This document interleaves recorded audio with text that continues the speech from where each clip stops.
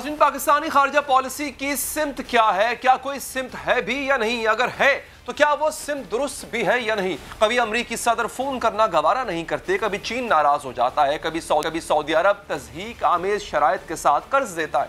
जब पाकिस्तान को आलमी सतह पर कोई मामला दरपेश होता है, पाकिस्तान की खारजा पॉलिसी सवालात की जद में आ जाती है। पाकिस्तान की खारजा पॉलिसी और वज़ीर आज़म के बयानात तक आपस में नहीं मिलते। आज वज़ीर आज़म इमरान खान ने कहा है कि दुनिया में मुख्तलिफ ब्लॉक्स बन रहे हैं, लेकिन पाकिस्तान किसी ब्लॉक का हिस्सा नहीं बनेगा। साथ ही पाकिस्तान डेमोक्रेसी समिट में शिरकत से अमेरिका को इनकार कर चुका है। उर्दू न्यूज़ ने माहिरीन की आरा के हवाले से बताया कि पाकिस्तान के इनकार की वजह यह है कि इस कॉन्फ्रेंस में ताइवान को तो बुलाया गया, लेकिन चीन को नहीं बुलाया गया और पाकिस्तान कभी चीन मुखालिफ ब्लॉक का हिस्सा नहीं बनेगा। रोज़नामा डॉन के मुताबिक पाकिस्तान के इनकार की दूसरी वजह यह है कि इस समिट में अमेरिका ने रूस को भी नहीं बुलाया और पाकिस्तान रूस के साथ भी ताल्लुकात इस्तवार रखना चाहता है। वज़ारत ख़ारजा की जानिब से जारी बयान में कहा गया कि अमेरिका के साथ जमहूरियत पर बात मुनासिब वक्त पर होगी, यानी पाकिस्तान के अमेरिका को इनकार की वजह बहुत वाज़ेह है, वो चीन और रूस को नाराज नहीं करना चाहता। इसके बावजूद वज़ीर आज़म इमरान खान कहते हैं पाकिस्तान किसी ब्लॉक का हिस्सा नहीं बनेगा और यही इमरान खान माजी में कह चुके हैं कि पाकिस्तान का मुस्तकबिल चीन से वाबस्ता। ये जो कोल्ड वॉर की तरफ सिचुएशन जा रहा है और ब्लॉक्स बन रहे हैं, इस ब्लॉक्स के बनने को रोकने के लिए पाकिस्तान को पूरी कोशिश करनी चाहिए, क्योंकि हमें किसी ब्लॉक का हिस्सा नहीं बनना चाहिए। समिट में शिरकत से अमेरिका को इनकार तो अब किया गया। अमेरिकी इंतजामिया के साथ भी पाकिस्तान के ताल्लुकात कोई मिसाली नहीं है। अमेरिकी सदर ने ओहदा संभालने के बाद वज़ीर आज़म इमरान खान को टेलीफोन कॉल तक करना मुनासिब नहीं समझा। यहाँ तक कि इमरान खान का इंटरव्यू करने वाले बैनुल-अक़वामी सहाफ़ियों ने तो टेलीफोन कॉल ना आना और इसकी खबर ना आना एक छेड़ बना ली। इससे पहले वज़ीर आज़म इमरान खान से सवाल किया गया था कि क्या पाकिस्तान अफगानिस्तान में कार्रवाई के लिए अमेरिका को अपनी सरजमीन इस्तेमाल करने की इजाज़त देगा, तो वज़ीर आज़म इमरान खान ने कहा था कि एब्सोल्युटली नॉट। इसके बाद जब न्यूजीलैंड और इंग्लैंड की क्रिकेट टीमों के दौरे मनसूख हुए तो वज़ीर इत्तलात ने कहा था ये एब्सोल्युटली नॉट कहने की अगर आप एब्सोल्युटली नॉट कहेंगे तो फिर उसकी कीमत है वो आपको अदा करनी पड़ती है। अगर फवाद चौधरी का बयान दुरुस्त है तो इसका यह मतलब है कि न्यूजीलैंड और इंग्लैंड भी पाकिस्तान से नाराज हैं और जिस चीन के लिए पाकिस्तान ने अमेरिका को इनकार किया, पाकिस्तान इसे भी कई मौके पर नाराज कर चुका है।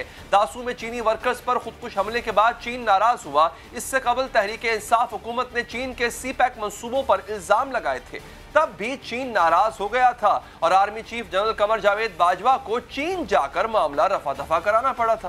यानी एक जानिब पाकिस्तान चीन को नाराज करता रहता है, दूसरी जानिब अमेरिका पाकिस्तान को कोई अहमियत देने को तैयार नहीं है। लेकिन इसके बावजूद आज वज़ीर आज़म इमरान खान ने कहा है कि पाकिस्तान अमेरिका और चीन के बढ़ते फासलों को कम करना है। हम ये भी चाहते हैं कि अब ये जो अमेरिका और चाइना के बीच में ये जो कोल्ड वॉर है, पाकिस्तान ने जिस तरह 1970 में ओपन किया था चाइना अमेरिका के लिए, इसी तरह हम अभी भी कोशिश करते हैं कि हम किसी तरह ये जो इनके फासले बढ़ते जा रहे हैं इसको रोकें। क्या ज्यादा बेहतर ये ना होगा कि अमेरिका चीन के फासले कम कराने के बजाय पाकिस्तान पहले खुद उन ममालिक से अपने फासले कम करे?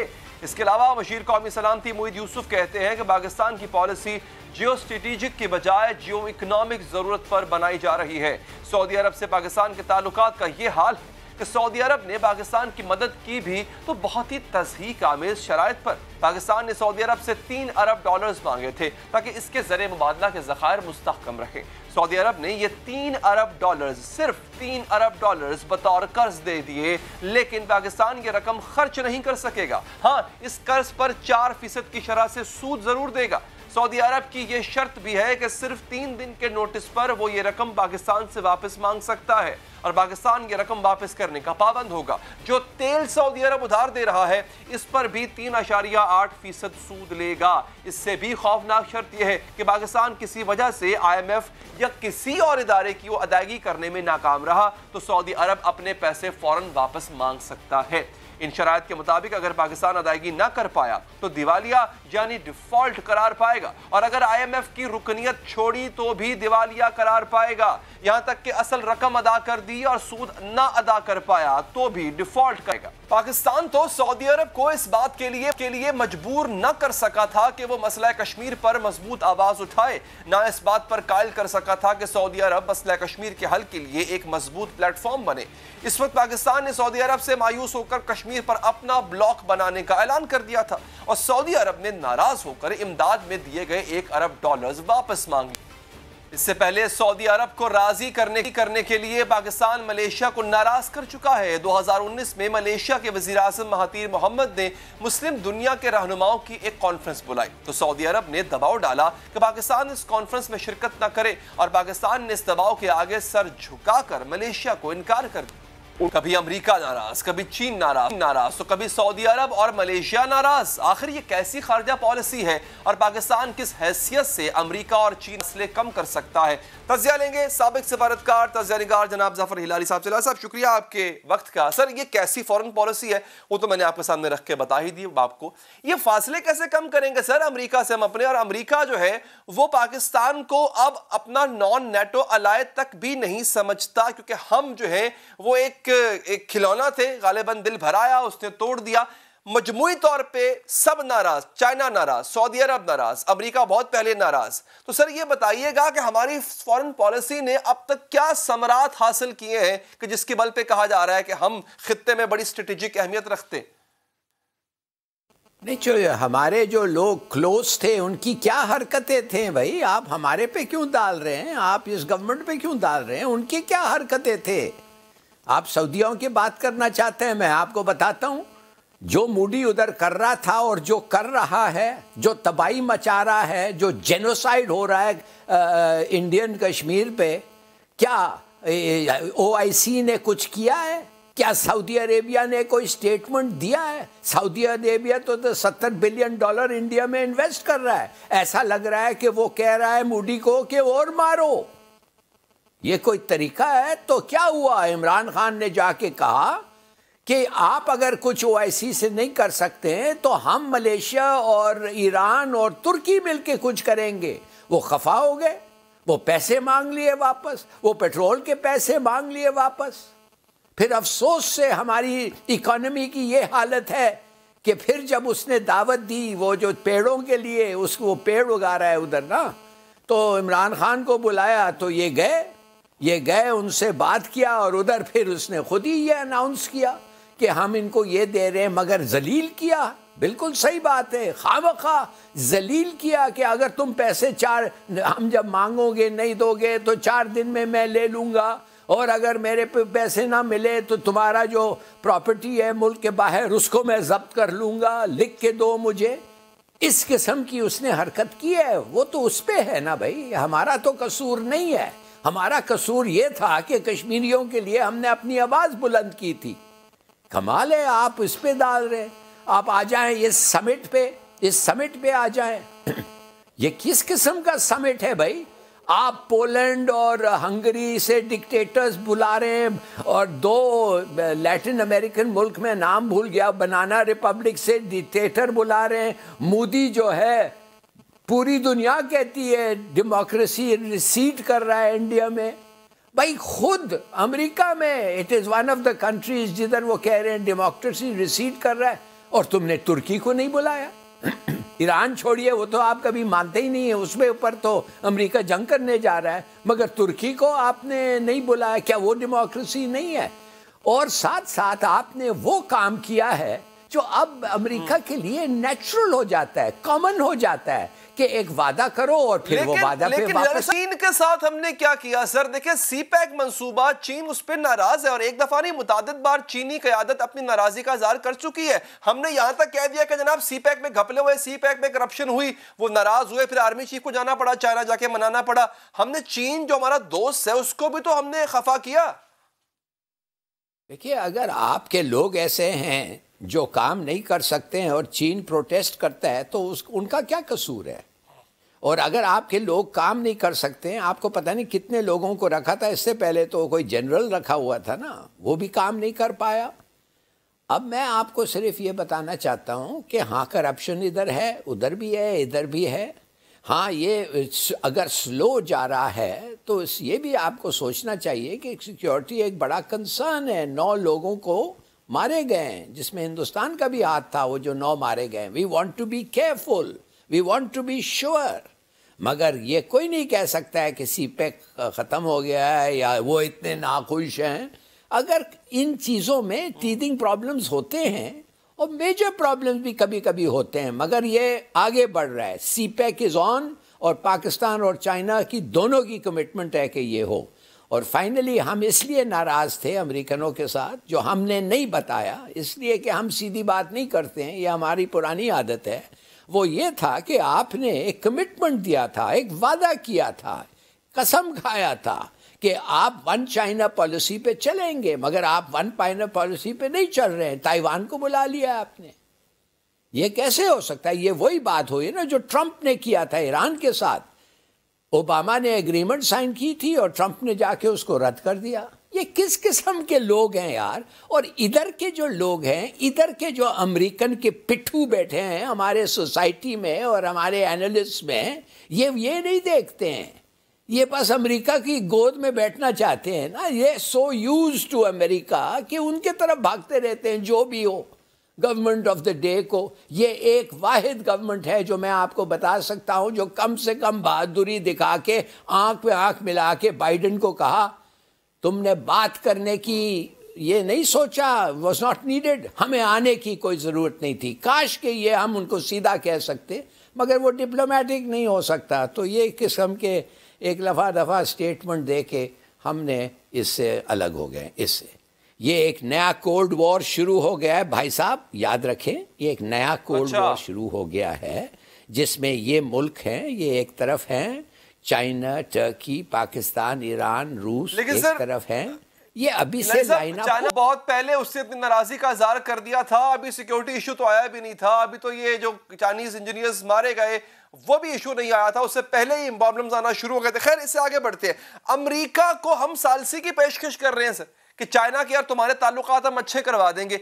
ये समझ से बाहर है कि एक ऐसा मुल्क, एक सुपर पावर मुल्क जो हमें फोन करने को तैयार नहीं है, हमारे प्राइम मिनिस्टर से बात करने को तैयार नहीं है, उसे हम कह रहे हैं कि आओ तुम्हारी एक सुपर पावर से कह रहे हैं कि तुम्हारी दूसरी सुपर पावर के साथ सुलह करवा देंगे। Is it possible? बड़ी अच्छी बात है, जबरदस्त ऑफर है। मैं सबको पता है कि वो कभी नहीं मानेगा, मगर देखिए क्या मजे की बात है कि अगर आप इतने इमेच्योर हैं, इतने लड़ाकू हैं, इतने आपको सोच और ख्याल नहीं है कि दुनिया को क्या होगा अगर चाइना और तुम लड़ गए, तो अगर हमारा कुछ काम है तो हम आपको मदद कर सकते हैं। बड़ी अच्छी बात है। मैं तो हंस रहा था सुन के, ये एक बड़ा अच्छा ट्विस्ट दिया है। सोचिए तो सही, ये उसका जवाब है, ये है जवाब। ठीक है, बहुत बहुत शुक्रिया। आप एक वक्त लेंगे। नाज़रीन, ग्रीन लाइन बस बिलाखिर कराची वालों को मिल गई है। फटीचर खटारा ट्रांसपोर्ट से कराची वालों की जान छूटेगी, मगर इस पर भी आज सियासत हुई और वो सियासत जो है हंगामा आराई में भी बदल गई। इस पर बात करेंगे वक्फे के बाद। टीचर ट्रांसपोर्ट खटारा बसों वाले कराची की किस्मत बदलने वाली है। मुल्क की मईशत की रीढ़ की हड्डी समझे जाने वाले शहर को पीपल्स पार्टी 13 साल में एक भी मुनासिब मंसूबा नहीं दे सकी। झूठे वादों और ऐलानात पर ही कराची को टरखाया जाता रहा, लेकिन अमली तौर पर कुछ ना किया गया। और अब 3 साल की ताखीर से ही सही, 2018 में ना सही, 2021 ही सही, मुस्लिम लीग नून की हुकूमत ना सही, PTI हुकूमत ही सही, आखिरकार ग्रीन लाइन बस मंसूबा चलने को तैयार हो गया है। लाहौर, पेशावर, रावलपिंडी और मुल्तान के बाद कराची के महरूम शहरी भी जदीद तरीन मेट्रो बसों में सफर का लुत्फ ले सकेंगे। मंसूबे की 80 बसों में 25 लाख से जायद अफराद को रोजाना जदीद तफरी सहूलियात मिल सकेंगी। पहले महीने में सरजानी टाउन से चलने वाली ग्रीन लाइन बस फिलहाल नुमाइश चौरंगी तक चलाई जाएगी, जिसका किराया 15 रुपए से 55 रुपए तक होगा। एयर कंडीशन बसों में मोबाइल चार्जिंग की सहूलत भी मौजूद होगी और 18 मीटर लंबी बसों में 40 नशिस्तें हैं। खड़े होकर और नशिस्तों पर बैक वक्त 150 अफराद सफर कर सकेंगे। कल वज़ीर-ए-आज़म इमरान खान ग्रीन लाइन बस मंसूबे के ट्रायल का इफ्तिताह करेंगे, लेकिन इस मंसूबे की बुनियाद रखने वाली जमात मुस्लिम लीग नून एक दिन पहले ही अलामती इफ्तिताह का सहरा सजाने पहुंच गई, जहां रेंजर्स एहलकारों के साथ लीगी क़यादत और कारकुनों की धक्कम पेल भी हुई।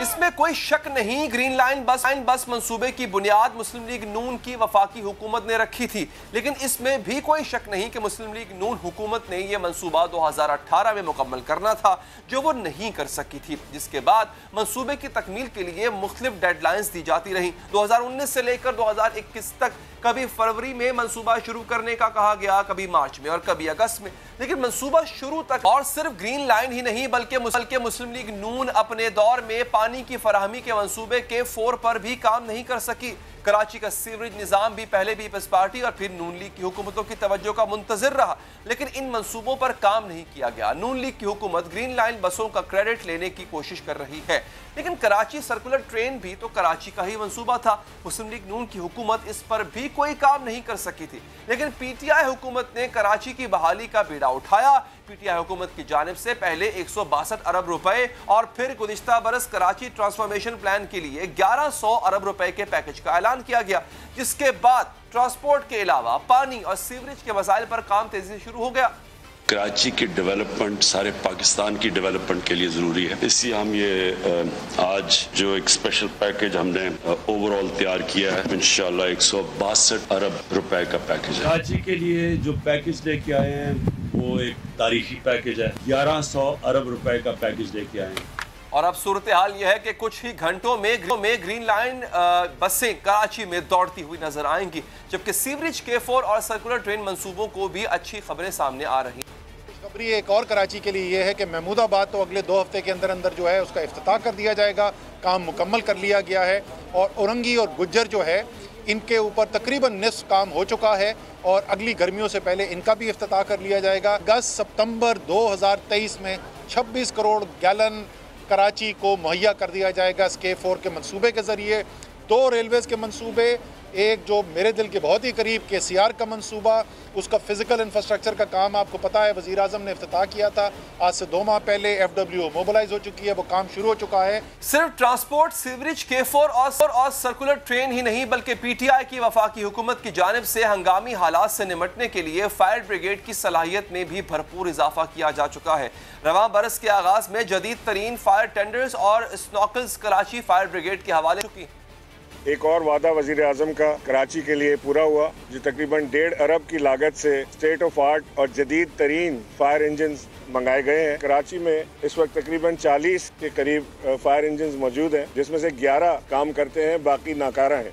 जो कुछ पीटीआई हुकूमत कराची के लिए कर रही है, कराची को इससे ज्यादा की जरूरत है, लेकिन मसला यह है कि पीटीआई से पहली हुकूमतों ने कराची को इतनी अहमियत भी नहीं दी थी। न पीपल्स पार्टी की वफाकी और सूबाई हुकूमत ने कराची के लिए कोई बड़ा मंसूबा शुरू किया और न ही नून लीग अपने 5 साल में कराची के बड़े मसले हल कर सकी थी। लेकिन अब नून लीग बज़िद है कि ग्रीन लाइन बस का क्रेडिट इन्हें मिलना चाहिए। इसी पर मजीद बात करेंगे। लीग नून के रहनुमा खेलदास कोहस्तानी हैं और पीटीआई के रहनुमा जनाब खुर्रम जवान साहब हैं। मैं खेलदास साहब आपसे आगाज करूंगा। सर, ये मुझे बताइएगा, अगर आपको इतना ही शौक था फीते काटने का, इफ्तिताह करने का, तो ये खास तौर पे ग्रीन लाइन मंसूबा इसको अपने दौर में मुकम्मल कर लेते, फिर शौक से इफ्तिताह करते। अली अदर साहब, बड़ी मेहरबानी। देखें, ये जो मंसूबा था इसका आगाज़ 2016 में उस वक्त वज़ीर आज़म नवाज़ शरीफ साहब ने किया था और 2018 तक इसका काम जो है 90% मुकम्मल हो चुका था, मगर जो बसें थी वो सिंध हुकूमत को देनी थी, उस वक्त वो शुरू नहीं कर सके, आगाज़ नहीं हो सका, कंप्लीट नहीं हुआ। जब हमारी हुकूमत चली गई, जब नवाज़ शरीफ साहब को पाकिस्तान की तरक्की और खुशहाली के सफ़र पे चलने के जो सज़ा दी गई, उसके बाद 2018 में मैंडेट चोरी गया। ये नायल हुकूमत जब हमें वफाक की जो है मुसल्लत की गई, तो इन्होंने 3.5 साल में इस मंसूबे को मुकम्मल नहीं किया और कोई काम नहीं किया उस पर। और अब वो बेशर्मी से कल आ रहे हैं इफ्तिताह करने।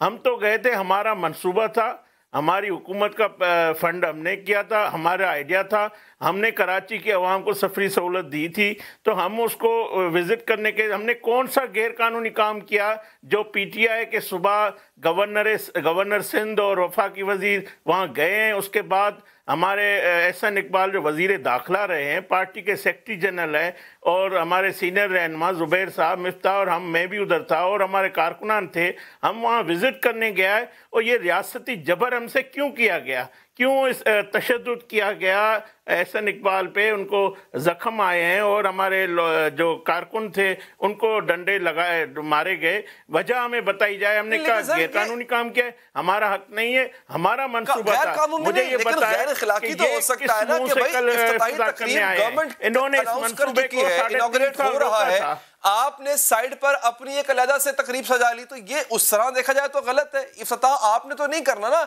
ये मुकम्मल आपने नहीं किया, ये क्रेडिट आप तहरीक इंसाफ को दें, उन्होंने अपने दौर में उसको मुकम्मल किया, आप अधूरा छोड़ के चले गए। उन्होंने पेंडेमिक के बावजूद मुकम्मल किया। आपके वो मंसूबे जो लाहौर में पंजाब में बनाए वो भी उन्होंने मुकम्मल किया, ऑरेंज ट्रेन को मुकम्मल किया, ऑरेंज ट्रेन उन्होंने चलाई।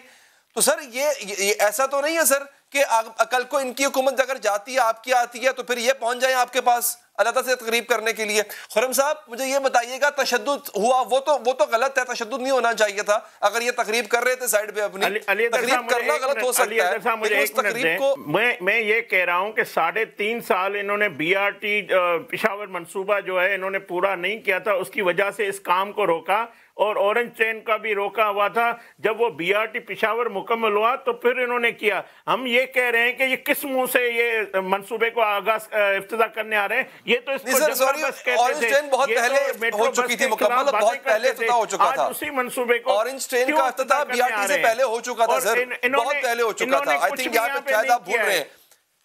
चलें अब जरा खुर्रम साहब तशद्दुद नहीं होना चाहिए था इन पे, ये तो आप कहते मानते हैं ना, ये गलत हुआ जो आज हुआ?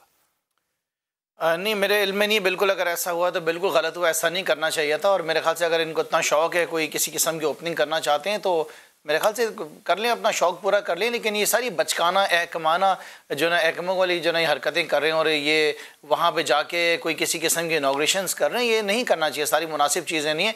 देखिए मैं आपसे अर्ज़ करूँ कि बिल्कुल ये प्रोजेक्ट जो था PMLN ने स्टार्ट किया था इसको, और तकरीबन मेरे ख्याल से 60 से 70% जो था इसका इंफ्रास्ट्रक्चर जो था वो तकरीबन पूरा मुकम्मल हो चुका था। सो बेसिकली जब 2018 आया, जब प्रोविंशियल गवर्नमेंट ने इसका इंफ्रास्ट्रक्चर पूरा मुकम्मल करना था, उसके साथ IT सिस्टम लगाना था, तो 2018 में वज़ीर आज़म साहब से हुकूमत सिंध ने गुजारिश करी कि इसके जो पूरा इंफ्रास्ट्रक्चर है उसको भी मुकम्मल किया जाए, IT सिस्टम लेकर आया जाए, इसकी बसेस मंगाई जाएँ, क्योंकि उनके अंदर शायद ये काबिलियत नहीं थी। वज़ीर आज़म साहब ने उनकी इस रिक्वेस्ट को ज़ाहिर है कराची की खातिर एक्सेप्ट किया और उसके बाद ये काम बड़ा तेज़ी से चला। ज़ाहिर है कि ऑल ऑफ अ सडन अगर आप हुकूमत को कह दें कि काम हम नहीं करेंगे और IT सिस्टम भी आपने लाना है, तो ज़ाहिर है उसके टेंडर्स होने, बसेस को जो है उसकी ऑर्डर्स प्लेस करने, उन बसेस ने बनना है, तो एक लंबा प्रोसीजर था। अल्हम्दुलिल्लाह अच्छी बात यह है कि ये काम मुकम्मल हो गया। अगर इन्होंने भी तैयार किया था या इनका इनिशिएटिव था तो मैं उसको भी जो है अप्रिशिएट करता हूँ। और देखें, हमारी नफ़रतें इस बुनियाद पर सियासी जमातों के दरमियान कभी भी ऐसी नहीं होनी चाहिए जिससे आवाम को नुकसान हो। जाहिर है अच्छा सर, खुर्रम साहब एक काम कर लिया, अगर सजेशन है उसका सजेशन है, आप बाकी बेहतर समझे कि वो प्रोजेक्ट्स जो इन्होंने शुरू किए थे 50%, 60%, जैसे ये 70% था, तो इनॉग्रेशन सेरेमनी में आप भले ऑपोजिशन में आपके सियासी मुखालिफ हैं तो बुला लिया करें सर, इनवाइट किया करें, चले एक अच्छी सियासी फिजा पैदा हो जाएगी। सजेशन है, बाकी आगे आपकी मर्जी है।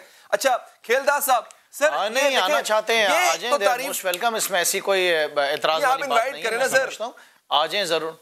बेगानी शादी में अब्दुल्ला दीवाना क्यों आएगा, आप इनवाइट करेंगे तो आएंगे ना सर।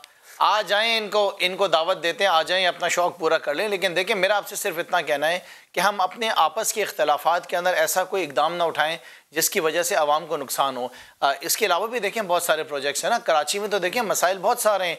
पीपल्स पार्टी ने जो हशर किया है सूबे सिंध के अंदर आवाम का, कि आप देखें कि 13 साल के अंदर ट्रांसपोर्ट। अच्छा मैं सब आपसे ना उस पर डिटेल में आता हूँ कि अभी कौन कौन से प्रोजेक्ट्स हैं जो नियर कंप्लीशन है, बिल्कुल नियर कंप्लीशन है, वो एक खुशखबरी होगी कराची वालों के लिए, उस पर मैं आता हूँ सर आपसे। खेलदार साहब, सर ये मैं आपके सामने एक लिस्ट पेश करने जा रहा हूँ सर। K4 का मंसूबा वो भी आपके दौर में मुकम्मल नहीं हुआ, उसको ये लोग मुकम्मल करने जा रहे हैं। ग्रीन लाइन की बात तो हो गई, इसके साथ साथ सर इन्होंने ही पहली दफा कराची के लिए पहले 160 अरब का पैकेज अनाउंस किया, फिर कराची ट्रांसफॉर्मेशन पैकेज जो कि बहुत बड़ा पैकेज है उसको इन्वॉल्व किया, वफाक बाकायदा इन्वॉल्व हुआ इसके अंदर।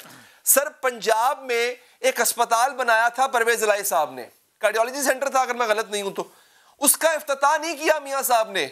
उसकी वजह यह थी कि वो परवेज इलाही ने बनाया था। अगर वो इफ्तिताह करते तो क्रेडिट परवेज इलाही के पास जाता। तो सर कम से कम ये तो क्रेडिट दें कि तहरीके इंसाफ आपके अधूरे प्रोजेक्ट्स को मुकम्मल कर रही है, जो आपने परवेज इलाही के साथ किया वो आपके साथ नहीं कर रही है। देखिए, पहली बात है, इस मुल्क में जितने भी मेगा मंसूबे हैं या तरक्की का जो सफ़र है या जो मेट्रो बस हो, मोटरवेज हो, उसमें उसका आगाज़ नवाज शरीफ साहब ने किया है और नवाज शरीफ ही ये मंसूबे लेकर आया है पाकिस्तान में। सवाल का जवाब देना, ये सवाल क्या कर रहे हैं, इन्होंने एक ईंट तरक्की की नहीं रखी है। जो बात आप कराची पैकेज की कर रहे हैं, कराची पैकेज का आगाज़ भी मुस्लिम लीग नून ने किया था। उस वक्त हमारी हुकूमत ने पैकेज दिया, हमने लियारी एक्सप्रेस वे जो मुशर्रफ दौर से शुरू था उसको कराची में कंप्लीट किया और हमने K4 के लिए 12 अरब रुपए हमने उस वक्त जारी कर दिए। सिंध हुकूमत ने पैसे नहीं दिए थे और यही जो मंसूबे हैं हमारे, उसी को इन्होंने नया बजट बढ़ा के पीटीआई के वफाकी अच्छा, मुझे एक बात का खेलता सब जवाब दे। इस बात को ये बड़ा सिंपल सा क्वेश्चन है और आप माशाल्लाह इतने जीरक हैं कि इसका जवाब मुझे पता है अच्छा आएगा आपकी तरफ से। मुझे एक बात बताइए सर, जो काम आपने परवेज इलाही के मंसूबों के साथ किया, एक लम्हे के लिए फर्ज कर लें तहरीके इंसाफ या सिंध गवर्नमेंट यही काम आपके मंसूबों के साथ करती, तो मुझे बताएं आज आप इस बैठ के ये गिनवा रहे होते कि फला मंसूबा हमने शुरू किया था मुकम्मल हो गया। आपके सारे मंसूबे अधूरे पड़े होते सर, ऑरेंज ट्रेन से लेके ये ग्रीन लाइन तक, अगर ये मुकम्मल ना करते। मैं उसी पे आ रहा हूं। मैं ये कह रहा हूं कि देखो, सिंध हुकूमत को 18 अमेंडमेंट के बाद सिंध हुकूमत को ये मंसूबे मुकम्मल करने चाहिए थे।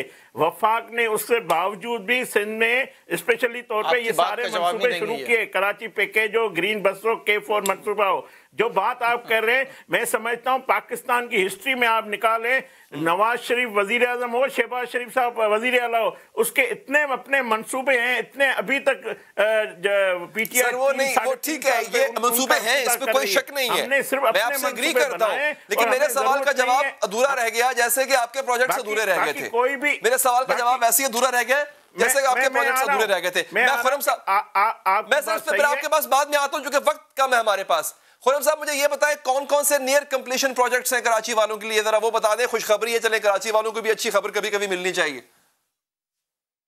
अच्छा सर, देखिए बड़ी सीधी सी बात है कि ट्रांसपोर्ट का निज़ाम मौजूद यहाँ पे बिल्कुल भी नहीं। आपके वज़ीर आज़म ने ग्रीन लाइन का मुकम्मल कराया, शहर कराची के अंदर पीने का पानी बिल्कुल भी नहीं है। K4 वज़ीर आज़म सब बड़ी तेज़ी से काम करवा रहे हैं, जो मुकम्मल हो गए। उसके अंदर आपका स्टॉर्म ड्रेन है, आपके वज़ीर आज़म ने कराची शहर के 3 बड़े गटर साफ़ करा दिए जो कि सूबाई हुकूमत नहीं करा सकी। उसके एतराफ़ के अंदर रोड भी बनाए, उसके एतराफ़ में दीवारें भी खड़ी की, इंक्रोचेस को रिमूव करके 15 महीने का किराया भी दिया। उसके साथ साथ वज़ीर आज़म ने कराची शहर को 52 फायर ब्रिगेड्स दी। शहर कराची जल कर राख हो जाता था, उनकी जो मार्केटों में आग लगती थी वो जल के राख हो जाती थी। फायर ब्रिगेड नहीं थे, 52 फायर ब्रिगेड थी, वो आपके सामने। उसके साथ साथ कराची में कुछ बहुत बड़े 4 बड़े प्रोजेक्ट्स हैं, जिसमें नॉर्थ नाज़िमाबाद के 6 ब्रिज मुकम्मल हो चुके हैं, इनॉग्रेट हो चुके हैं। नेपियर रोड 6.3 किलोमीटर इनॉग्रेट हो चुका है, नेपियर रोड 6.9 किलोमीटर इनॉग्रेट हो चुका है।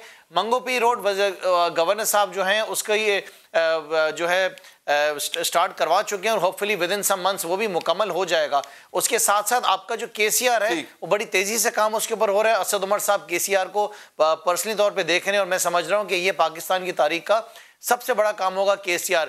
उसके साथ साथ फ्रेट कॉरिडोर बन रहा है, KPT से पिपरी तक अंदर ही अंदर से आपके तमाम कंटेनर्स मूव हो जाएंगे, बाहर आने की जरूरत नहीं होगी। बहुत बड़ा प्रोजेक्ट है। रिसेंटली अली जैदी साहब ने अनाउंस किया 6 लेन का जो ब्रिज बन रहा है वो ईस्ट वाफ और वेस्ट वाफ को कनेक्ट करेगा, वो भी आपके वजीर आजम ने दिया। आखिर के अंदर पिछले 1 साल के अंदर सन 2020 और 21 के अंदर पाकिस्तान तहरीक इंसाफ के कराची के MNAs MPs ने 9 अरब 90 करोड़ रुपए खर्च करके कराची की अंदरूनी जितनी भी गलियां हैं वो बनवाई हैं, स्पोर्ट्स ग्राउंड बनाए हैं, पार्क्स बनवाए हैं। अच्छा, आप सर एक लम्हा मुझे दीजिएगा, एक लम्हा दीजिएगा, सिर्फ 1 साल के अंदर ही कंप्लीट किया खेलदास साहब, ये एक लिस्ट आ गई जो कि खुर्रम शेख सलमान साहब ने कंप्लीटेड प्रोजेक्ट्स या नियर कंप्लीशन प्रोजेक्ट्स की दे दी है सर। अब आप मुझे बता दें सर, आपके कौन से प्रोजेक्ट्स हैं जो अपने दौर में आप मुकम्मल करके गए, और ये याद रखिएगा सर उनको पेंडेमिक का भी सामना था, आपको पेंडेमिक का सामना नहीं था। आप मुझे कोई लिस्ट बता दें सर जो मुकम्मल मंसूबे हो सर आपके, या आप बिल्कुल उसको 90-80% देकर गए थे। मैं आपको बताऊं, जो खुर्रम शेख सलमान साहब ने जो मंगो पीर का जो मंसूबा बताया रोड का और जो पुलों की बातें की है, ये सारे मंसूबे हमारे शुरू किए हुए थे। शाहिद खाका अब्बासी ने जो कराची पैकेज दिया था, इनको इन्होंने उसके बाद सिलसिले को जारी रखा है कि PTI, क्योंकि वो इनिशिएटिव हमारे थे कि ग्रीन बस हमने मुकम्मल कर दिया था, वफाक का जो काम था वो कंप्लीट हो गया था। इन्होंने 3.5 साल में, आज भी ग्रीन बस आधा जो 40 बसें चल रही है अभी तकमील में नहीं है। मैं यही कह रहा हूं कि हमने कराची के अवाम के लिए नवाज शरीफ साहब ने अमन जैसा सबसे ज्यादा बड़ा मंसूबा शुरू कर रहे हैं, नवाज शरीफ की उनकी इनिशिएटिव से आया था। तो हाँ जी, आप कह रहे हैं अधूरा मंसूबा शुरू कर रहे हैं, अधूरे मंसूबे का इफ्तिताह करने जा रहे हैं, ये कह रहे हैं सर आप? अमन जो है ना आपकी उस अफवाज पाकिस्तान ने कराची में कायम की, जिसकी सुबह शाम दिन रात आप तौहीन करते रहते हैं। उनकी कुर्बानियों की वजह से शहर कराची में अमन कायम हुआ है। और खुर्रम शेख जमा साहब से ये पूछ लें, ये जो मंसूबे इन्होंने कहा है ये हमने शुरू किए थे। ठीक है दाद साहब, बहुत बहुत शुक्रिया आपका। खुर्रम साहब आपने वक्त दिया, आपका भी बहुत बहुत शुक्रिया। आगे बढ़ते हैं नाज़रीन, अफगानिस्तान में इंसानियत सिसक रही है। जंग तो खत्म हो चुकी, लेकिन अफगानों के मसाइल खत्म होने का नाम नहीं ले रहे। इस वक्त अफगानिस्तान में इंतहाई खौफनाक इंसानी और माशी अलमिया जन्म ले चुका है। आलमी बिरादरी ने तवज्जो न दी तो बहुत ज्यादा नुकसान हो जाएगा। अफगानिस्तान के अवाम फाकों और कहत का शिकार होते जा रहे हैं, मौत के दहाने पर खड़े। बढ़ती सर्दी के साथ साथ भूख भी अपना मुंह खोले खड़ी है। अक़वाम मुत्तहिदा की रिपोर्ट के मुताबिक अफगानिस्तान के 2 करोड़ 30 लाख अफराद को शदीद ग़ज़ाई किल्लत का सामना है। इनमें से 90 लाख लोग कहत का शिकार हो सकते हैं। अक़वाम मुत्तहिदा ने इंतबाह किया है कि इन सर्दियों में 10 लाख अफगान बच्चे भूख से मर सकते हैं। अक़वाम मुत्तहिदा की रिपोर्ट के मुताबिक इस मौसम सरमा में 1 करोड़ 40 लाख बच्चे ग़ज़ाई किल्लत से शदीद मुतासर होंगे। भूख के शिकार अफराद का इलाज करने वाले अस्पताल पहले ही बंद हैं। BBC के मुताबिक सेहत की सहूलियात फराहम करने वाले 2300 मराकज़ बंद हो चुके हैं। BBC ने ही काबुल अस्पताल के डायरेक्टर के हवाले से बताया, सितंबर के महीने में हर हफ्ते 10 साल से कम उम्र के 4 बच्चे मौत के मुंह में चले गए। अस्पतालों को खाने और अद्वियात की शदीद कमी का सामना। अफगानिस्तान को गैर मुल्की इमदाद की शक्ल में मिलने वाले फंड्स करीब बंद हो चुके हैं। अमरीकी हुकूमत की पाबंदियों ने अफगानिस्तान को आलमी मालियाती निज़ाम से बिल्कुल काट के रखा हुआ है। इस वजह से अफगान बैंक मफलूज है। अमरीका अफगानिस्तान के हिस्से के 9 अरब डॉलर्स के फॉरेन एक्सचेंज रिजर्व भी मुंजमद कर चुका है, जिसकी वजह से तालिबान हुकूमत दुनिया के साथ आज़ादाना तिजारत के भी काबिल नहीं रही। इमदादी तंजीमों के तरफ से इंसानी रिलीफ प्रोग्राम में रुकावटें पैदा हो रही हैं। मुल्क भर में लाखों शहरी, जिनमें मजदूरों से लेकर डॉक्टर्स और टीचर्स तक शामिल हैं, वो अपनी आमदनी से महरूम है। और जो खुराक दस्याब है इसकी कीमत इतनी ज्यादा हो चुकी है कि अक्सर लोगों के पास इसे खरीदने की सकत। अफगानों के पास आमदनी नहीं है और आमदनी कमाने के मौके भी बहुत ही महदूद हो चुके हैं। अफगानिस्तान से ऐसे अंदोनाक खबरें भी आई हैं कि बेरोजगारी और भूख से तंग अफगान अपने बच्चे तक बेचने पर मजबूर। बच्चे ना बेचें तो और क्या करें, जब घर में मौजूद हर सामान बिक चुका हो और भूख फिर भी सर पर खड़ी हो, तो ये बेचारे अफगान क्या कर सकते हैं। यहां पर एक वक्फा लेंगे, वक्फे के बाद आपको बताएंगे। पाकिस्तान का 2/3 हिस्सा उन फॉल्ट लाइंस पर खड़ा है जब किसी भी वक्त ज़लज़ला आ सकता है। वक्फे के बाद नाज़रीन, 2/3 पाकिस्तान ज़लज़लों की जद में है। किसी भी वक्त किसी भी बुरी घड़ी में जमीन तहरोबाला हो सकती है, क्योंकि पाकिस्तान के 7,96,000 मुरब्बा किलोमीटर रकबे के नीचे कराची से खैबर तक ज़लज़ले की हजारों फॉल्ट लाइंस मौजूद हैं। दुनिया भर में ज़लज़लों की वजह से लाखों अफराद मारे जा चुके हैं और ज़लज़लों के हवाले से पाकिस्तान का माजी भी दुखों और आंसुओं से भरा पड़ा है। हजारों अमवात का नुकसान सह चुका है। 74,000 से जायद पाकिस्तानी तो सिर्फ 2005 के ज़लज़ले में मौत का नवाला बन गए थे। गुज़िश्ता रोज़ भी जब कराची में ज़लज़ला आया तो पूरे शहर में खौफ व हिरास फैल गया था। लोग कलमा तैयबा का विर्द करते हुए घरों से बाहर निकले। इधर ज़लज़ला आया है, इसकी लोग बहुत खौफज़दा हो गए और घरों से बाहर आ गए। हमारे यहाँ की बिल्डिंग की हालत भी ऐसी है, जाहिर सी बात है हम आम दिनों में ही डरते हैं, तो ज़लज़ले का नाम सुन के तो वैसे ही खौफज़दा आते हैं।